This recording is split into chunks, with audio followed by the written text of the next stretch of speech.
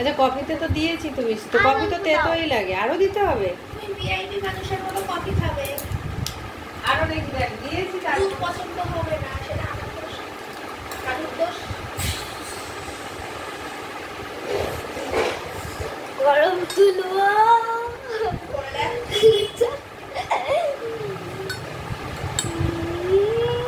ওই না আরেকটা বাতাসা দিলাম, এই যে বাতাসা। চিনি দিইনি তো, চিনি দিই, চিনি খেতে নেই, চিনি ক্ষতি করে। কি দিয়েছো ওটা? বাতাসা দিয়েছি। কখন বলবে? ও গলে যাবে আস্তে আস্তে তুই খেতে খেতে। তোর মেয়েকে দিয়ে, তোর মেয়ে না এটা কি? মেয়ে। আচ্ছা মেয়ে, এই মেয়ে ঠিকঠাক থাকে? ছেলেকে তো টাকিয়ে টাকিয়ে মেরে ফেলেছিস। এটা ছেলে না। তোর ওই ছেলেটাকে তুই ওরকম এই গলা দিয়ে ভেঙে দিলি মেরে মেরে? আমার আগে দিয়েও ভেঙে গেছে। নিজে নিজেই ভেঙে গেল। ভেঙে গেছে।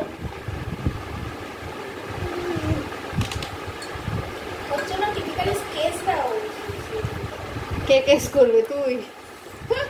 আমি উইটনেস, আমি ওর সামনে লেগেছি। বাবু হয়ে বস। সুপ্রিম কোর্টে কেস। বাবা, এবারে সুপ্রিম কোর্টে চলে গেলি? এই ডলার নিয়ে ডল নিয়ে সুপ্রিম কোর্ট। তা তুই ওই তোর ছেলে মেয়েকে ঠিক মতো দেখভাল কেন করিস? করি তো।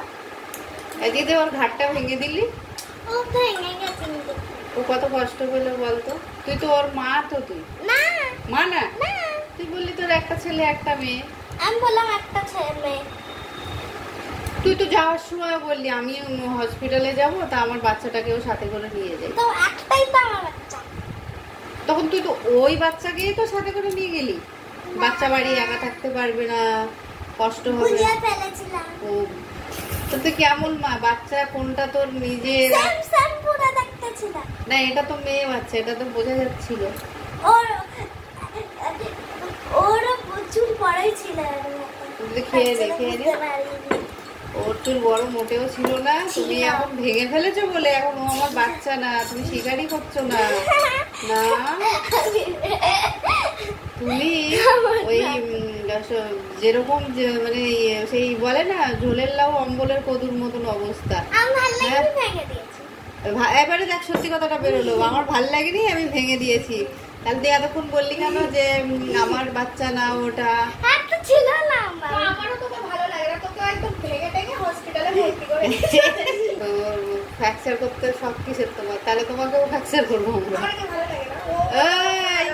আরে ওটা ও পুতুল, আর ও মাটির পুতুল, আর ও একেবারে জলজান্ত একটা মানুষ।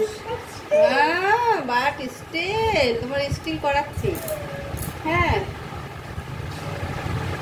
যেমনই হোক সুইটি সুইটি। হ্যাঁ সুইটি তাড়াতাড়ি খেয়ে নে। এই নিকনেম কি বলো তো? লাইট এসে গেছে, একবার একটু পড়াশোনা। এই নিকনেম কি কি বলো? নিকনেম? যাক সব সবার উপরে পড়ছে। তো ঠিক করে খা আগে, ইয়েটা কাপটা তুলে নে হাতে। রোজই এটা আমার কাপ। বাই দ্য ওয়ে এটা আমার কাপ। বাই দা ওয়ে করতে হবে না, তাড়াতাড়ি ফিনিশ করো। বাই দা ওয়ে আমার কাপ।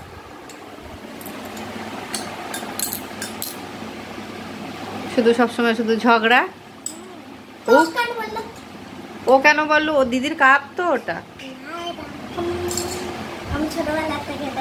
তুমি ছোটবেলা থেকে ওটা থেকে বড় হয়েছো, কিন্তু দিদির জন্মদিনে দিদিকে একজন তার ফ্রেন্ড ওটা গিফট করেছে, বুঝেছো? এই যে দুই বোনের ঝগড়াঝাটি মিটিয়ে চলে এলাম রান্নাঘরে, আর একটু খিচুড়ি করে নেবো। আজকে তো খুব বৃষ্টি হয়েছে, আর যখন খুব বৃষ্টি হয়েছিল তখন আজকে অবশ্য সারাদিন আমি ঘরেই ছিলাম না, মেয়েদের নিয়ে একটু হসপিটালে গেছিলাম, তো প্রচণ্ড বৃষ্টি হয়েছে। আর তো যেহেতু সারাদিন এত বৃষ্টি হয়েছে, তাই ভাবলাম একটুখানি রাতের বেলা ডাল চাল মিলিয়ে খিচুড়ি করে নিই। আর সারাদিন এত ক্লান্তি, ইচ্ছেও করছে না অন্য কিছু করতে, সহজে হয়েও যাবে তাড়াতাড়ি ঝটপট, আর বৃষ্টিতে খিচুড়িটা খেতেও ভালো লাগবে। আর এই দিকে বসিয়েছি, প্রথমে কি মনে করে জানি না কড়াইতে বসিয়ে দিয়েছি। আমি কিন্তু কখনো বসাই না কড়াইতে খিচুড়ি, সবসময় আমি খিচুড়িটা হাঁড়িতেই করি, কারণ আমার নাড়তেও সুবিধা হয়, আর তারপরে তাড়াতাড়ি একটু ঢাকা দিয়েও করা যায় চাইলে। তো এখানে আবার ওই চেঞ্জ করতে হলো, ভাবছি খাটুনি কমাবো, সেখানে খাটুনি বেশি হয়ে যাচ্ছে। এটাই বোধহয় হয় যখন ভাবি যে কাজগুলো তাড়াতাড়ি গুছিয়ে গাছিয়ে নিয়ে একটু ফ্রি হয়ে বসবো, কিন্তু তখন যেন কাজগুলো আরও বেশি করে ছড়িয়ে যায়। তো এই যে ঢাকা দিয়ে রাখবো, তো খিচুড়িটা তাড়াতাড়ি হয়েও যাবে। আর এই যে কিছু কাঁচা লঙ্কা, এই সারাদিন বাড়িতে ছিলাম না, তো এবার একটু বাগানে যেতে না পারলে ভালো লাগে না। আমার তো একটু ছোট্ট এক চিলতে বাগান আছে, ওখানে কটা লঙ্কা গাছ আছে। আর এই যে কটা মাত্র লঙ্কা হয়েছে, তাই অনেক, ভাবলাম খিচুড়ির সঙ্গে খাওয়া যাবে।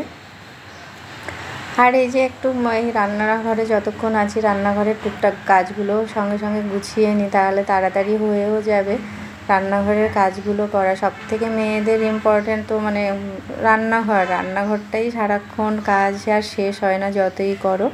তো এদিকে কিন্তু খিচুড়িটা আমার হয়ে গেছে রান্না করা। আর এবারে মেয়েদেরকে জিজ্ঞাসা করলাম যে খিচুড়ির সঙ্গে কিছু চাই কি তোদের, তো বলল একটু কিছু করো না, পকোড়া টাইপের। কি পকোড়া করব, ঘরে কি আছে দেখতে হবে। তারপরে হাতে পড়লো এক চিলতে চাল কুমড়ো, অল্প একটু চাল কুমড়ো ছিল, তাই ভাবলাম ওই চাল কুমড়োগুলোই ব্যাটারে দিয়ে, এই যে চালের গুঁড়ো আর বেসন দিয়ে একটা ব্যাটার বানিয়ে নিলাম, নিয়ে এবারে কড়াইতে করে পকোড়া করে ভেজে দেবো। আর এইগুলো চাল কুমড়োর পকোড়া কিন্তু ভালোই লাগে খেতে, আর খিচুড়ির সঙ্গে তো যে কোনো পকোড়া দারুণ খেতে লাগে। আর এই ঠান্ডা ঠান্ডা ওয়েদারে বেশ খিচুড়ির সঙ্গে পকোড়া জমে যাবে। আর এই যে পকোড়াগুলো যখন ভাজছিলাম না, তখন মনে হচ্ছিলো যেন পুলি পিঠে ভাজছে, একদম পুলি পিঠের মতন ফুলে ফুলে উঠেছে, আর শেপটাও ওরকম হয়েছে, তো দেখতে বেশ ভালোই লাগছে। আর এই যে এবারে আমি তুলে নেবো পকোড়াগুলো, আর এটাই হবে আজকে রাতে আমাদের খিচুড়ির সঙ্গে পকোড়া খাওয়া দাওয়া।